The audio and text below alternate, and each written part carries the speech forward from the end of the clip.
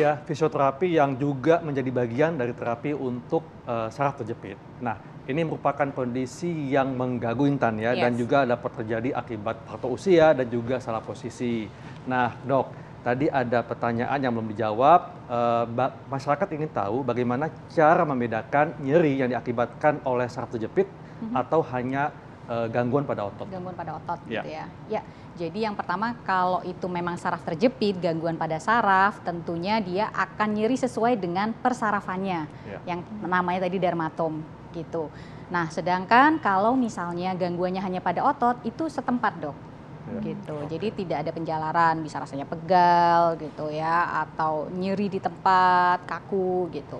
Tapi kalau misalnya sarafnya terjepit, biasanya nyerinya bisa kayak kebas, kesemutan, kesetrum. Dan menjalar, Dok ya. Dan menjalar sesuai dengan dermatom atau persarafan dari bagian mana dia yang sarafnya terjepit tadi. Oh, berarti kalau misalnya ada nyeri sakit di sini, cuman di sini aja, satu lokasi itu kemungkinan besar otot ya, Dok? Otot aja. Oh, oke. Itu cara membedakan ya, dokter. Nah, dokter, ini ada fakta dan mitos berikutnya, dokter. Ini bahwa lama menunduk menggunakan gadget atau membaca buku, ini dapat membuat seseorang alami syaraf terjepit di bagian leher. Ini fakta atau mitos, Dok? Fakta. Wah, ini hati-hati nih ya.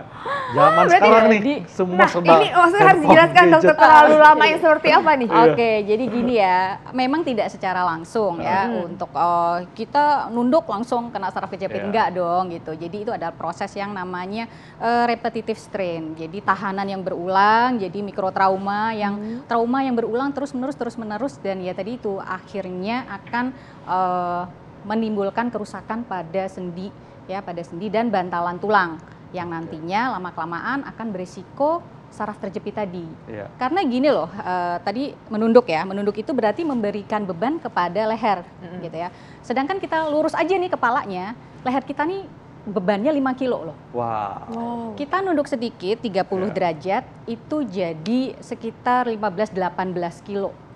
Tuh, 30 derajat. Kalau 60 derajat ya kan ada yang main HP sampai gini gitu ya. 60 derajat itu sebanyak 27 kilo. Bayangin dong. Beban leher kita. Nah, itulah yang menyebabkan nanti lama-lama merusak. Nah, sehingga resikonya meningkat. Dok, kalau gitu tuh untuk mencegahnya, Dok ya, idealnya itu kita menatap layar handphone itu seberapa lama, kemudian posisinya apakah seperti ini menunduk atau ada sudut tertentu yang lebih aman untuk kita bisa menatap layar handphone sehingga terhindar dari saraf terjepit. Jadi yang paling bagus sih emang sejajar ya sama mata. Iya, jadi tadi kan bebannya jangan sampai 30 derajat aja udah 15 kilo gitu kan. Nah, jadi emang harusnya begini sih yang ideal. Oh iya sih. Dan jangan lupa untuk setiap ya 20-30 menit alihkan pandangan ya dari HP gitu ya untuk stretching. Betul. Jadi otot-ototnya nggak kaku. Nggak apa-apa sih main ya kan gadget, membaca buku gitu. Atau memang kalau yang sehari-hari di kantor kan memang harus ngetik.